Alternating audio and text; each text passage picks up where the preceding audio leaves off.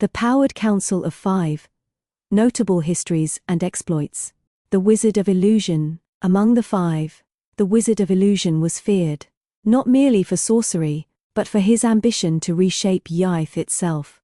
Following the initial incursion that led to the formation of the Crimson Pentacle, he sought to annihilate the gnome and halfling populations entirely. According to fragmented keeper records, entire hamlets were engulfed in illusions so convincing that the victims fell into despair or vanished into phantom landscapes from which none returned. Though ultimately bound by the pentacle, rumors persisted that he still weaves deceptive mirages in hidden corners of the world, leading travelers to untimely fates. His magic was not brute force, but a subtle, insidious artistry of perception, capable of bending reality itself. The Queen of Sands. The Queen of Sands wielded dominion over both lands and aesthetics. Her palace, situated in the shifting dunes beyond the Meridian Wastes, housed an art collection of unparalleled breadth, paintings, sculptures, and magically imbued curiosities from all corners of Yyth. Keeper notes frequently remark on her keen eye, an almost supernatural ability to detect flaws, falsehoods, or hidden value. Many attempted subterfuge, only to find their schemes uncovered with unnerving precision. Beyond her collection, she commanded sand itself, shaping it into weaponized storms or intricate defensive structures.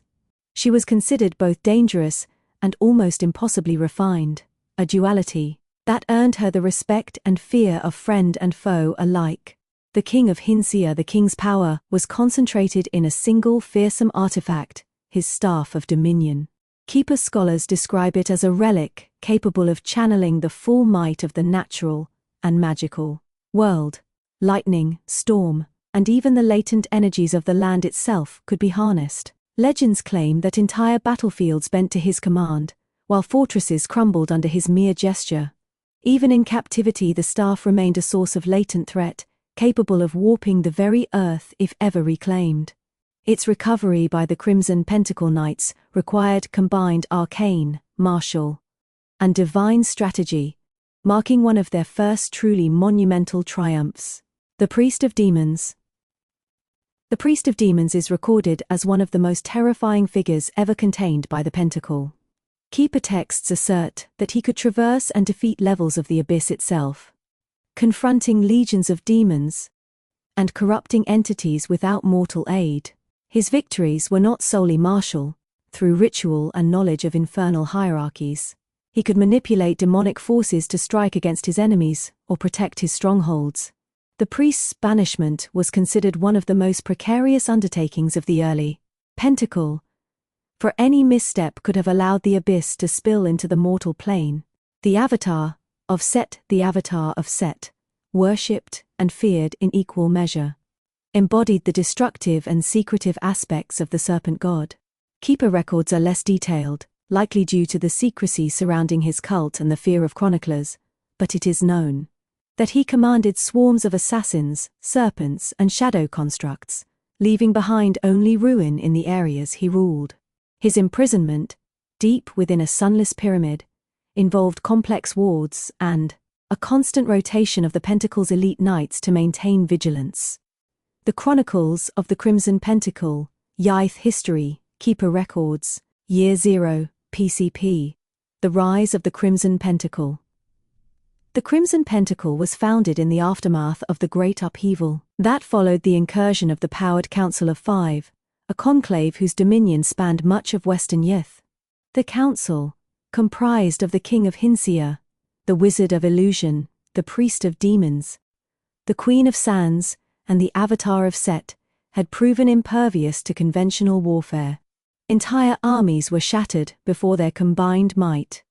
In the wake of their failure to be destroyed, the surviving sovereigns of the free lands of Yyth united, forging the Crimson Pentacle as a holy and martial order to contain and oppose the Council's influence. Year 12 PCP. The banishment of the Council after protracted campaigns and secret alliances, the Council was unable to be slain. By decree of the new order, each member was either banished to distant, uncharted realms or imprisoned within enchanted constructs, bound by both sorcery and steel.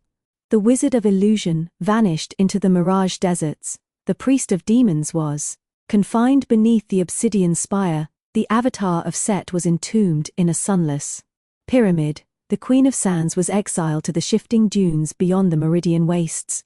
And the King of Hinsia was stripped of power, bound in the vaults of shadows. These acts became the cornerstone of the Crimson Pentacle's authority, their vigilance enshrined as sacred duty. Year 78, PCP. 200 PCP. Consolidation and expansion. During the subsequent centuries, the Crimson Pentacle Knights established dominion over the western frontier and surrounding regions, enforcing strict regulation of magic, trade, and governance. Temples and keeps were erected at strategic points, each a bastion of Pentacle doctrine. Conflicts arose with rogue mages, minor lords, and outlawed cults, all of which were subdued or integrated into the Order's jurisdiction. Year 212 PCP. The Great Norn War begins. Tensions between the Crimson Pentacle and the Norn kind escalated after the Order attempted to exert authority over the Frostshire territories. The Seven Brothers clan, allied with the Norn, resisted the Pentacle's encroachment. The ensuing conflict, known thereafter as the Great Norn War, saw pitched battles across the Northern Highlands. The Norn, wielding magics ancient and terrible, alongside the strategic cunning of the Seven Brothers, tested the Pentacle's mettle as never before. Year 215 PCP. The Battle of Ghostspire. The war reached its apex at Ghostspire, where the Crimson Pentacle's knights engaged the combined forces of the Norn and Seven Brothers. Many legendary commanders fell on both sides. Though the Pentacle ultimately prevailed, the cost was high. Hundreds of knights were lost, and the northern lands were left scarred by fire and magic. Year 230 to 350 PCP. Reorganization and stabilization. After the war, the Crimson Pentacle undertook extensive reorganization. The Order codified its hierarchy, instituted the robed mage caste system, blue, red, yellow, white, and established strict magical laws to prevent the rise of powers akin to the Council of Five. Frostshire became a symbolic and strategic bastion, housing key relics and training grounds for the elite knights and mages. Year 400 to 512 PCP. Modern expansion and vigilance. During this period, the Crimson Pentacle entered a phase of cautious expansion, consolidating lands, enforcing magical law, and monitoring the remnants of the Council's influence. Encounters with Norn raiders continued sporadically, but the Order's supremacy remained largely unchallenged. By the 512th year, the Crimson Pentacle had become not only a military and magical authority, but also a moral and spiritual custodian of Western Yyth, a living monument to the events that forged it in the shadows of the Council of Five. The Crimson Pentacle Treaty and Governance Records. Yyth Keeper Chronicles, The Peace of Frostshire. Year 218 PCP. The accord with the Seven Brothers clan. Following the conclusion of the Great Norn War, the Crimson Pentacle imposed stringent peace terms upon the victorious Seven Brothers clan and their Norn allies. Keeper records enumerate the principal clauses. Confinement of the champions. The seven elite leaders of the clan, henceforth referred to as the champions of Aesir and Vanir, were bound to Frostshire, a solitary and remote mountain stronghold. Oaths were sworn on sacred Pentacle relics. Under no circumstances were they to leave the mountain's confines. Any violation would immediately trigger the full military and magical might of the Crimson Pentacle. The writ of this threat extended to all non-human races and Norn, signaling that further defiance would be met with eradication campaigns. Autonomy and governance. The principality established over the remaining clan territories was permitted, a traditional monarchy, provided that its rulers maintained allegiance to the Pentacle. The monarchy was required to acknowledge the empire of the Pentacle Church as the ultimate spiritual and political authority. Friendly royalty could retain local governance, but were expected to enforce Pentacle laws, contribute tribute, and ensure that no forbidden magics or unsanctioned alliances were permitted. Religious and magical oversight. The Pentacle installed clerical and knightly overseers to ensure adherence to the terms of the treaty. Magical practices among the Norn and non-human populations were strictly regulated. Only those sanctioned by the Pentacle Church were tolerated. Any deviation, rituals, summoning, or abyssal contact was considered an act of rebellion. Territorial boundaries. Frostia itself became a symbolic and literal bastion.